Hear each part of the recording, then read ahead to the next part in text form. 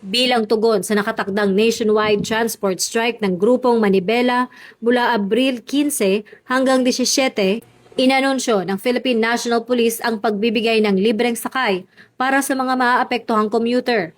Ayon kay Chief PNP Police General Jose Melencio Nartates Jr., bagamat kinikilala ng kapulisan ang karapatan ng mga transport group sa mapayapang pagtitipon, prioridad pa rin nila ang kaligtasan at kaginhawaan ng publiko.